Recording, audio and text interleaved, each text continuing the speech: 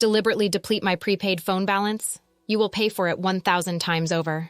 I went to middle school in the early 2010s, right before smartphones really took off.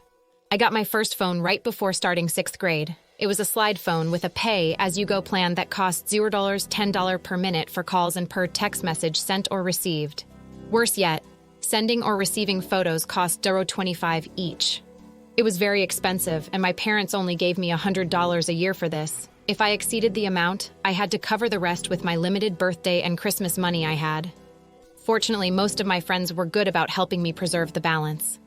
They would call and I'd let the call drop, but immediately call back on a landline so it wouldn't count as a call. And they'd email me or message me on Skype for most things. Everything was good until Derek joined the group in 7th grade.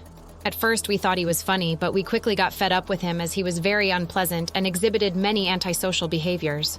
He started drama within the friend group and also caused issues between us and other kids outside of the group. He was manipulative and always played the victim when others rightfully called him out on his shit. And he knew how to charm parents, so getting rid of him was easier said than done. He was the one friend who didn't respect my phone situation.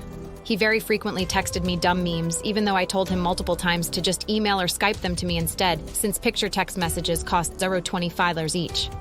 Unfortunately, blocking phone numbers was a feature that was unavailable for this pay-as-you-go plan, so there was nothing I could do as he spammed my phone. One day he got mad at me for some reason and spammed my phone with memes. He must have sent me over 100 lolcats over text. He kept sending them until I lost service since my phone balance was depleted. I had lost the $40 remaining in my account as a result. I was extremely pissed and demanded that he pay me the $40 he had cost me, and he refused and said it wasn't his problem. I got home from school really upset and told my dad about the situation, expecting him to go and tear Derek's mother a new one and demand the money, but my dad said that it wasn't worth the battle. I even asked him about a small claims court, but he said that not all battles are worth fighting, and that the effort wasn't worth $40. He took me to the carrier store and loaded $50 onto the phone. The carrier changed my phone number and they managed to block Derek's number. They had initially said that blocking phone numbers wasn't possible with this plan, but my dad insisted and would not leave the store until they did it. I was extremely paranoid about my phone number being leaked and other kids spamming it to fuck with me. Fortunately, my parents got iPhones that summer and got me one too. And the new family plan had an unlimited text plan. Nonetheless, I was pissed at the $40 he essentially stole from me out of malice. Fortunately, not too long after, there was a big blowout between Derek and the rest of the friend group at the end of the school year, and we permanently kicked him out of the group. He was an outcast the following year in 8th grade. Nobody was tolerating his shit anymore, and he changed schools the year after, and we never heard from him again. Fast forward to a few years ago, I was back home for a few months between graduating college and starting a new job on the other side of the country. I went out to some garage sales one Saturday morning and I ended up at Derek's house. I recognized his mother, but I don't think she recognized me. I guess glasses and a beard is all you need. I noticed some Pokemon napkins out for sale, and when I picked them up to look at them, Derek's mom said that her son had been obsessed with Pokemon for his whole life, and that she was tired of Pokemon stuff occupying her home for so many years. I said that these napkins were for my younger cousin, who is really into Pokemon, and asked if she had any more Pokemon stuff.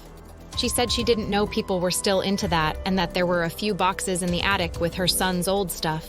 She actually took me inside the house, which I never imagined I'd set foot inside ever again, and let me climb up the attic ladder and take down several large boxes to look through. The first one had Christmas ornaments in it and other junk, but I freaked out inside when she opened a box jam packed with Pokemon video games in the original boxes, though I kept my cool on the outside. The whole reason I had agreed to go inside in the first place was because I was holding out hope of this exact scenario happening. See, I knew Derek was obsessed with Pokemon. Our friend group liked Pokemon back in the day, even when other kids thought it wasn't cool. But Derek was on a whole different level. He bragged about his Pokemon collection all the time. At the time, he had every single main series game in the original box, and in mint condition, as he always had to add in. I went to his house once and he was showing me his collection. He yelled at me for touching one of the games. Nobody was allowed to touch them except him. He had many older Nintendo games in excellent condition, but Pokemon was his favorite. He had had a couple of incidents with his mom damaging or throwing away his things. It wasn't out of malice, but just ignorance, as she didn't think the games or collectibles had any value. Fast forward into the present day, I was thinking about this when I asked his mother if she had any other Pokemon stuff, She ended up bringing out the motherlode. We opened all of the boxes she had me bring down. Within the boxes, there was the beloved collection of Pokemon games, all very well preserved, as well as several Nintendo consoles, hundreds of games, 24 binders full of Pokemon cards. And there was also a box of many Lego sets with the original boxes and everything, with many old Star Wars sets. When I saw Jango Fett, I knew I struck gold. I told her that I liked old Legos as well, and asked her how much for the 5 boxes of games, cards, and Lego sets. And she thought for a second and said $100 a box, or $400 for all 5. I told her I would take it all and hauled ass to get to an ATM. I loaded the 5 boxes into my dad's truck and immediately drove home. I knew there was potentially tens of thousands of dollars of goods here. This was the score of a lifetime, and I finally felt vindicated for the $40 Derek had taken from me all those years ago. I ended up giving all the stuff to my uncle, who's a hobbyist eBay reseller. He offered to sell it all. He was willing to go through the effort and sell everything individually.